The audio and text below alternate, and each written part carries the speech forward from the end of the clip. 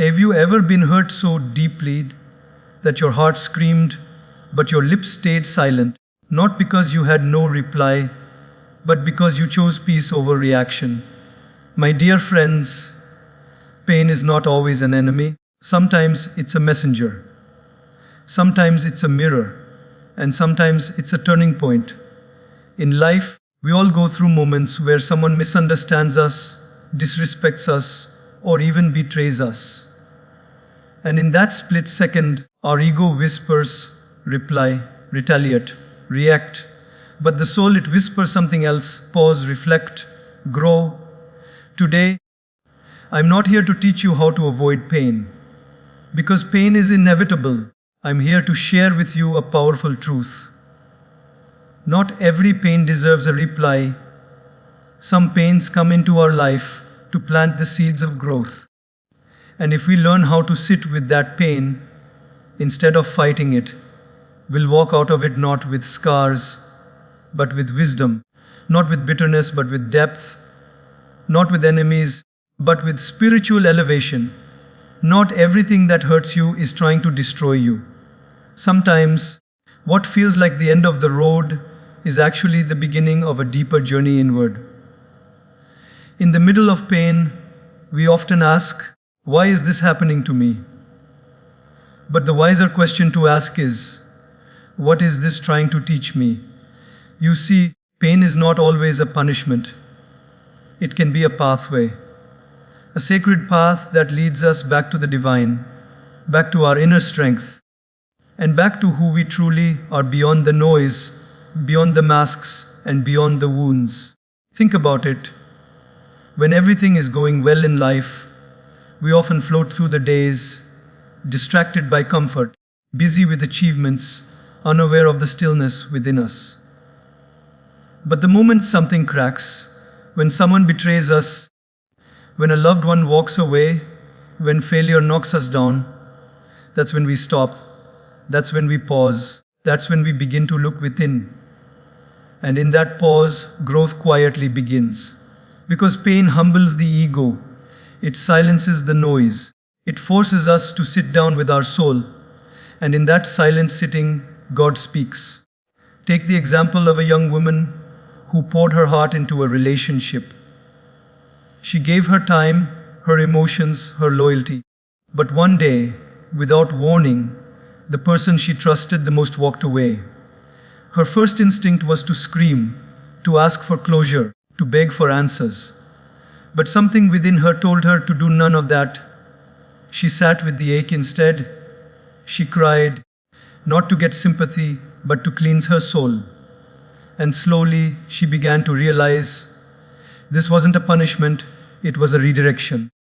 This person left not to break her, but to bless her with space for something greater.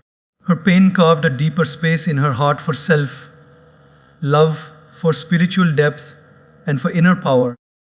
What she thought would destroy her actually delivered her to her own strength. Pain is not a punishment. It is a path, but only if you walk it with awareness. The problem is, most people resist pain. We try to numb it, run from it, cover it with distractions, or lash out in response.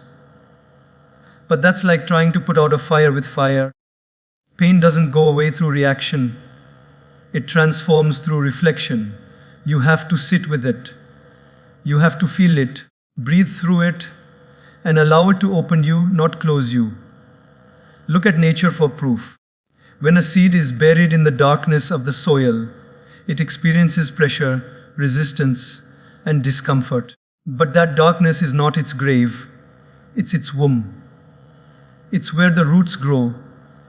It's where the strength builds. That seed will never complain, never resist. It simply surrenders to the process. And eventually it rises, not as a seed, but as a plant, stronger, taller, wiser. If nature understands the purpose of pain, why don't we? In our lives too, there are moments where we feel buried by responsibilities, heartbreak, failure, or loneliness. And yet, in that buried state, something divine is happening, something silent, something sacred. The soul is growing. The ego is dying, and the spirit is preparing for something greater. But you have to walk that path with the awareness that God is with you. Otherwise, the pain will feel personal. You'll start to ask, "Why me?" instead of saying, "Thank you for this opportunity to grow." Pain without awareness becomes suffering. But pain with awareness becomes a teacher. And God doesn't send lessons without purpose. Think of the potter who wants to make a strong, beautiful clay pot. He doesn't simply admire the raw clay. He pounds it, spins it, presses it, and puts it through the fire, not to destroy it, but to shape it. That pounding, that pressure, that fire, it's all love in disguise. In the same way, God sometimes applies pressure in our life, not to harm us, but to shape us into stronger, more compassionate, more awake human beings. So when life pounds you, don't curse the pain. Recognize the hands behind the process. Know that you are being prepared for something bigger. Every person you meet, every disappointment you face, every painful chapter in your life, it all has meaning. Nothing is wasted. Not even your tears, not even your silence, and definitely not your suffering. But only when you stop reacting and start reflecting will the path appear. So the next time you go through pain, don't immediately ask for it to go away. Ask what it's trying to show you. Be still. Listen. Let it speak. Because maybe it's not punishment at all. Maybe it's the pathway to your greatest transformation. When someone attacks you, mocks you, misunderstands you, or tries to drag you into unnecessary conflict, the immediate desire is to respond, to defend your name, to explain your intentions, to return what they gave you. But the truth is, the more you grow spiritually, the more you begin to realize you don't need to attend every argument you're invited to. Not every comment deserves a counter. Not every insult deserves a response. Sometimes, the most powerful statement you can make is your silence. Because silence is not weakness. Silence is not avoidance. Silence is dignity. It is your soul choosing peace over ego. Have you noticed that when you react instantly, your reaction often carries your pain, not your wisdom? And when you stay silent, especially when you know you could say something that cuts deep, you rise above. That rising cannot be seen by the world, but it is seen by the divine. That restraint, that maturity, that self-control, it's the real victory. Because anyone can scream, anyone can argue, anyone can clap back. But it takes strength to say nothing and walk away with your inner peace untouched. There's a powerful story of a monk who once traveled from village to village. In one town, he was insulted badly by a man who couldn't accept his teachings. The man screamed, cursed, and said the most horrible things. But the monk remained calm, still, and unmoved. When asked later why he didn't respond, the monk smiled and said, "If someone offers you a gift and you refuse to accept it, to whom does the gift belong?" The crowd replied, "To the giver." He said, "Exactly. I chose not to accept his gift of anger, so it stays with him." This is the power of silence. It doesn't just protect your peace, it returns the energy back to its sender. Not in a hateful way, but in a neutral, spiritual way. When you don't react to the negativity of others, you starve it. You stop feeding the drama, you break the cycle, and in that space of non-reaction, your soul grows. You realize that you are not here to fix everyone's perception of you. You are here to walk your path with grace, with purpose, and with God by your side. We all face people who misunderstand us, misjudge us, or even try to harm us emotionally. It could be a colleague at work who spreads rumors. It could be a family member who constantly tries to prove you wrong. It could be a friend who betrayed your trust. And yes, The natural tendency is to want to explain, defend, prove, correct. But every time you choose to argue with someone who is committed to misunderstanding you, you drain your energy. You give away your power. You let someone else's chaos disturb your clarity. And for what? To win a momentary battle, to satisfy your ego. It's not worth it. Real strength is when you know your truth so deeply that it doesn't require validation. It doesn't need applause. It doesn't depend on external approval.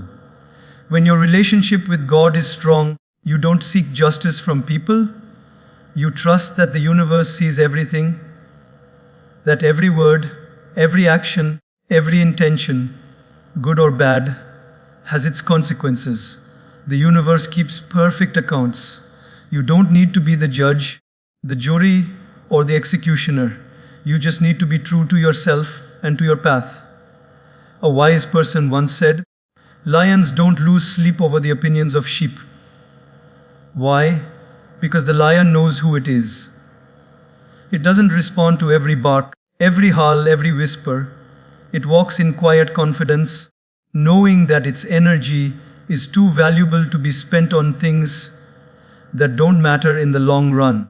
You too must protect your energy like that. Because once you give in to every petty remark, every cheap insult, you forget your worth.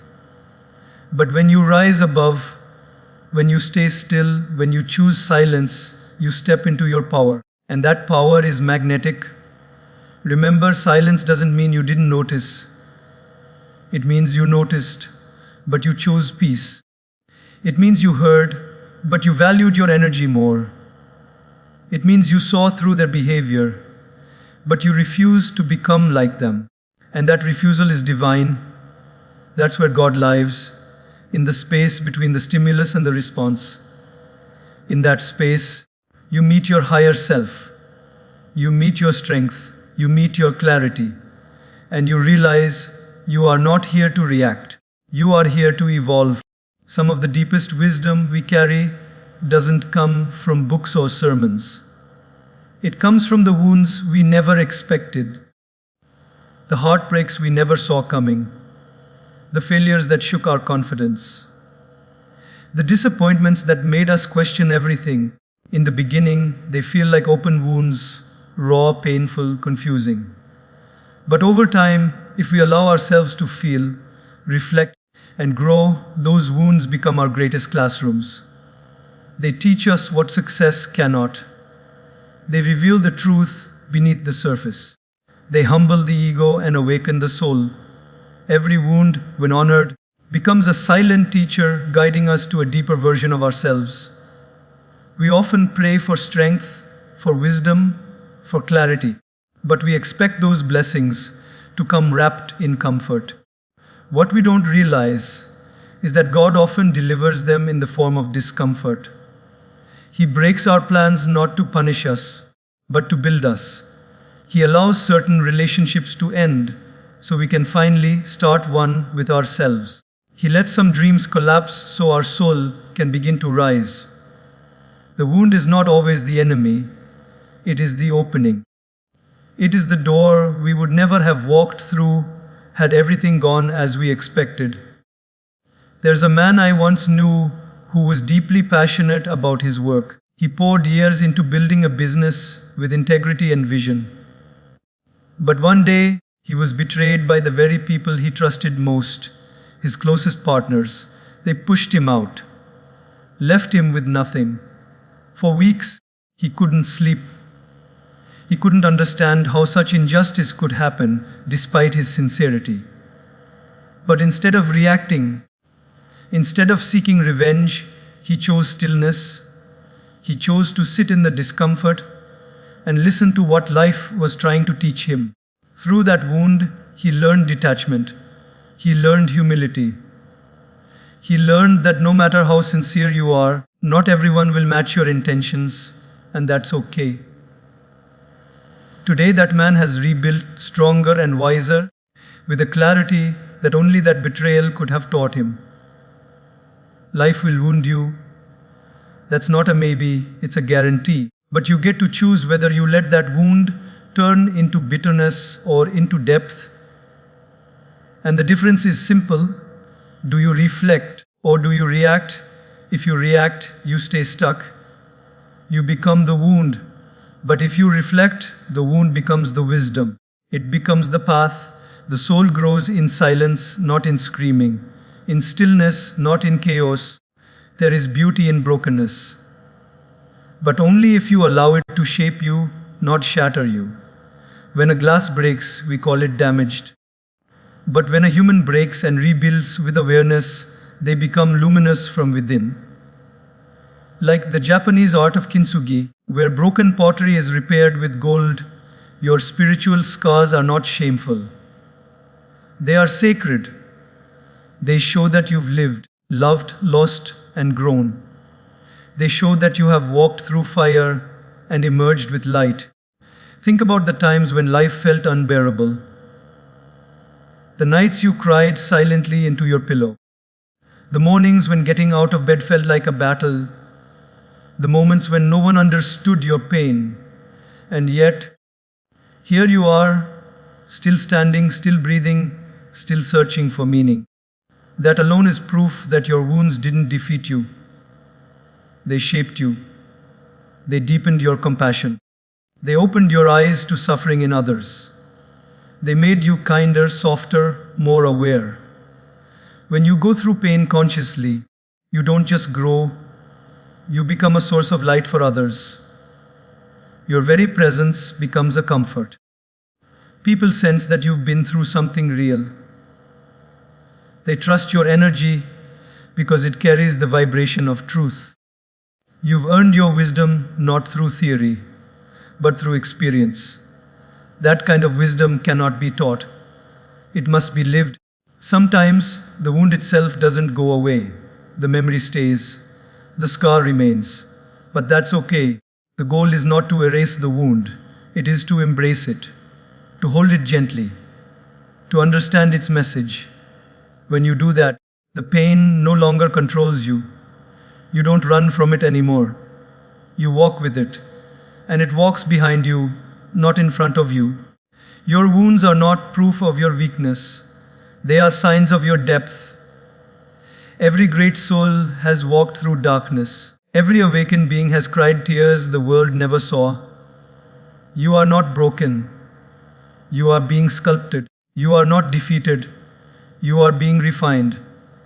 And sometimes the deepest spiritual awakening happens not in temples or retreats, but in the quiet moments of grief when life strips you bare and you are forced to sit with yourself. In a world obsessed with replies, with comebacks, with instant reactions, there lies an untold power in quiet transformation. We live in a society where everyone wants to prove something, to be right, to be louder, to be seen. But the soul has a different rhythm.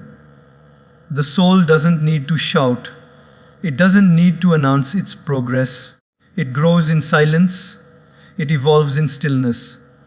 And that evolution is the greatest answer to pain, because growth is louder than revenge. Inner transformation speaks more deeply than any words could ever express. And when you rise silently, with dignity and devotion, your growth becomes the echo that outlasts any insult, any betrayal, any setback. There comes a time in every person's life when they are faced with a choice: respond to pain by lowering themselves to the same energy, or respond by rising above and silently outgrowing the very environment that hurt them. The people who have wronged you expect a reaction. They want you to crumble. They want you to lose your peace, to lose your way. But when you choose to walk away, not with anger, but with clarity, you confuse them. When you choose to focus on your personal growth, instead of planning revenge, you reclaim your power. Because nothing is more powerful than someone who chooses to rise without needing to shout. There's a story of a girl who was mocked in school for her accent, her background, her appearance. She tried for years to prove herself, to change herself, to fit in. But the more she changed, the more empty she felt. Until one day, she decided to stop chasing approval. She poured herself into her work, her self discovery, her spiritual practice. Years later, she stood on the same stage where she was once ridiculed, not to fight back, but to inspire others with her journey. Her silence had grown into substance. Her pain had matured into purpose. She didn't need to prove anything anymore. Her growth said it all. You see, revenge is short-lived. It may satisfy the ego for a moment, but it leaves the soul empty. It takes you down to the same frequency as the one who hurt you. But growth is a different kind of justice. It doesn't punish the other, it purifies you. And in that purification, you create a life that no wound can define, no insult can diminish. You shine so brightly that those who try to dim your light can't help but be blinded by it. True growth isn't loud. It doesn't announce itself with trumpets. It's the quiet decision to get up one more time when everything inside you wants to give up. It's the stillness in your spirit when the world expects you to break. It's the calm in your voice when others scream. It's the grace in your actions when others choose chaos. And that grace, that calm, that silence, it shakes people more than any confrontation ever could. When you choose growth, you step into your higher self. You align with the divine rhythm of life. You stop chasing and start attracting. You stop explaining and start embodying. You stop proving and start becoming. You realize that your real success is not in showing the world what you can do. It's in showing yourself what you can survive, what you can heal, what you can transform into light. There's a deep satisfaction that comes not from making someone regret hurting you, but from reaching a place where their opinions no longer matter. That's freedom. That's power. That's the victory only spiritual growth can give you. And the beautiful part is, you don't need an audience for it. You don't need validation. The moment you stop needing to be understood, you begin to truly understand yourself. That understanding leads to peace. And peace is the loudest answer to chaos. Let your progress speak. Let your discipline speak. Let your peace speak. Let your stillness speak. Because the people who try to bring you down are not looking for your healing. They're looking for your reaction. Don't give them what they expect. Give them silence. Give them detachment. Give them the view of your back as you walk away. Not in bitterness, but in power. Revenge seeks to level the field. Growth elevates the game entirely. Revenge is horizontal energy. It pulls you to their level. Growth is vertical. It lifts you toward the divine. And when you grow silently, steadily, without needing to announce it, the whole universe aligns to support that journey. People may not understand it, but they will feel it. And those who once looked down on you will watch you rise, not to make them feel small, but because you finally realized you were never meant to stay small. We often mistake silence for weakness, assuming that if someone doesn't react, they are afraid, broken, or defeated. But true silence, the kind that comes from a place of spiritual strength, is not weakness. It is wisdom. It is the result of deep inner work, of mastering the mind, and most importantly, of choosing peace over ego. In a noisy world, the ability to stay silent in the face of provocation is not a lack of courage. It's the highest form of courage. It means you have outgrown the need to respond to every comment, to justify yourself to every critic, and to match every low vibration that tries to pull you down. You realize that your energy is sacred, and not everything deserves a piece of it.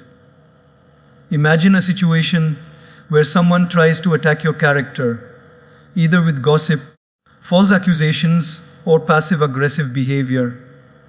The impulse is strong. You want to defend yourself, prove them wrong, expose their lies. But as you rise in consciousness, you begin to see the futility of it. You start asking yourself, do I want to spend my limited energy trying to win a temporary battle, or do I want to protect my peace and let the truth reveal itself in time? A person who reacts instantly lives in the world of the ego. A person who pauses, reflects, and chooses silence lives in the presence of the soul. There's a beautiful example in nature. Look at the ocean. When the surface is disturbed by wind or waves, it appears chaotic. But deep down in the depths of the ocean, it is still calm, unmoved. That's what silence rooted in wisdom looks like. No matter how much the surface is shaken, the core remains undisturbed. You too have that depth within you. When your life is anchored in spiritual understanding, you no longer get tossed around by every storm. You know who you are. You know your intentions. You know your truth. And that inner knowing becomes your armor. A young man once shared how he was insulted during a heated meeting at work. His colleague questioned his integrity in front of everyone. His heart was pounding, his mind was racing, and yet he chose not to respond. He took a deep breath and said nothing. Later, when he was alone, he allowed himself to feel the emotions. But in that moment, he preserved his peace. Days later, the truth came out. The one who attacked him was exposed for manipulating facts. And the young man was praised for his calmness and maturity. Had he reacted with anger, he would have stooped to the same level. But his silence became his strength. His dignity became his response. This is what we forget sometimes, that the world may not reward our silence immediately, but the universe does. Every time you choose not to react to a situation that is beneath your higher self, you are watering the roots of your inner tree. You are becoming more stable, more aware, more grounded. It doesn't mean you don't feel. It doesn't mean you don't care. It simply means you care more about your spiritual growth than about momentary victories.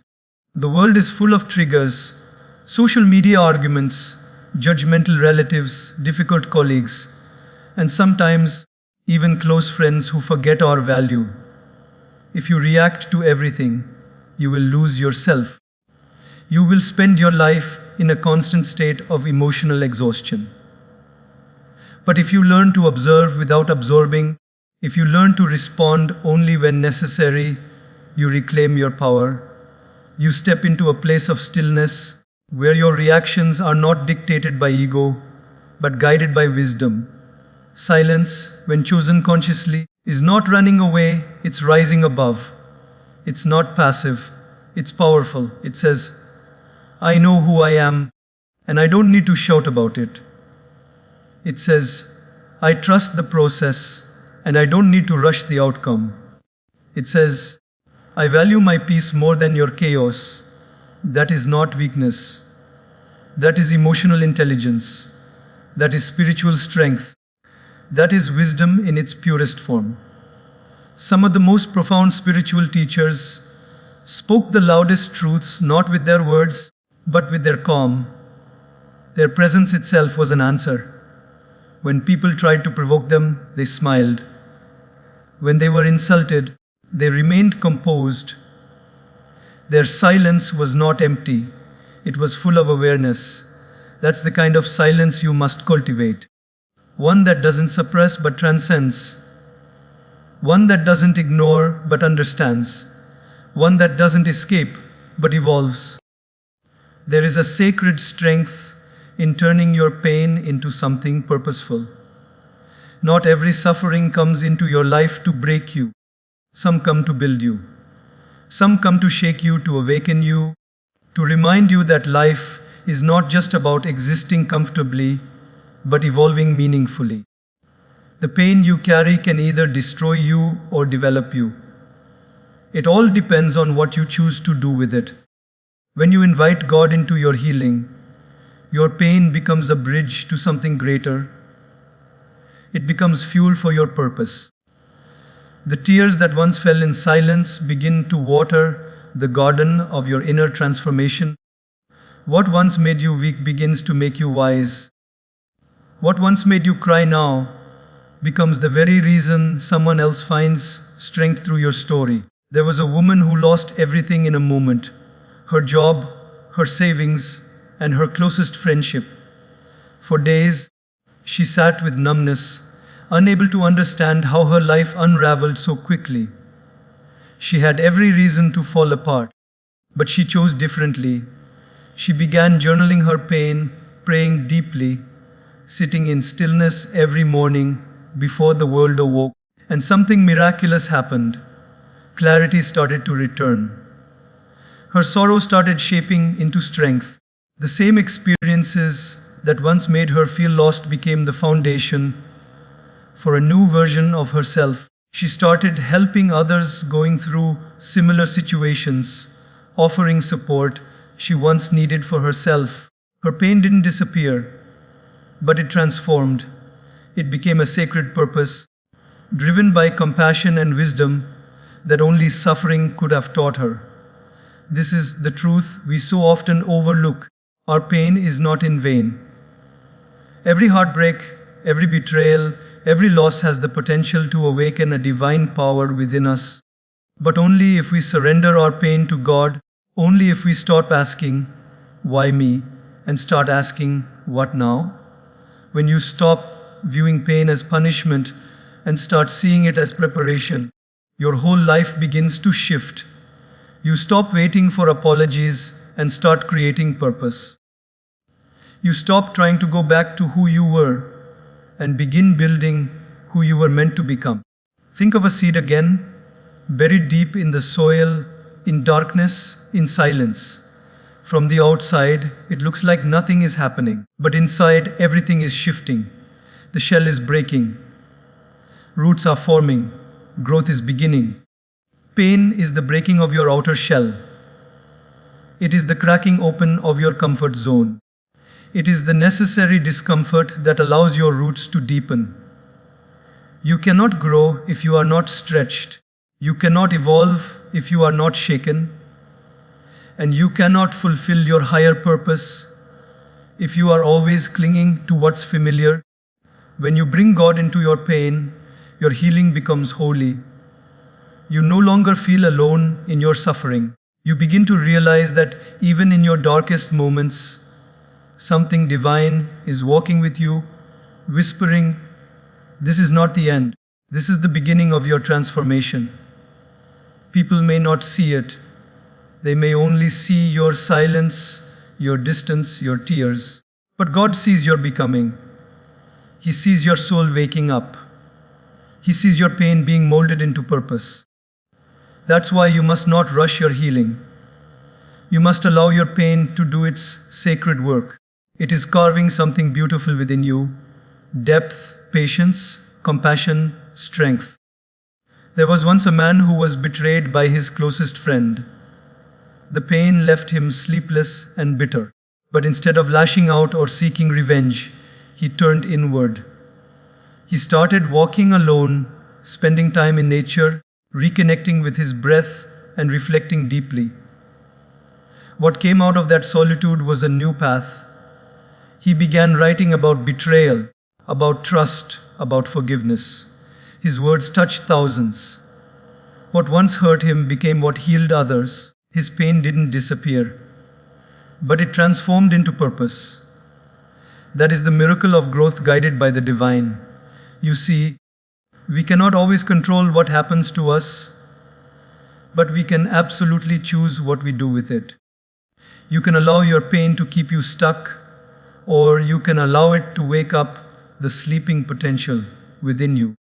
And when your intention is to grow, to serve, to rise, not to get back at anyone, not to prove anything, but simply to honor your soul's journey, the universe aligns in mysterious ways. People come into your life to support you. Opportunities find you. Your energy begins to shift. not because the pain vanished, but because you chose to alchemize it. Pain will visit us all, but it doesn't have to define us. When you decide to stop asking for closure from people and start asking for direction from God, that's when your real healing begins. That's when pain turns to purpose. That's when the cracks in your life let the light in. And that light doesn't just stay within you, it radiates, it touches others, it inspires silently, it empowers effortlessly. So if you're carrying pain right now, don't rush to fix it. Don't hide it. Don't bury it. Sit with it. Pray with it. Walk with it. And then rise with it. Let it become your sacred teacher. Let it lead you to your deeper path. Because when pain meets purpose under the guidance of God, something extraordinary is born. Not just a stronger version of you, but a brighter, deeper, and more awakened soul who knows that every wound was never a weakness, but a hidden window into purpose.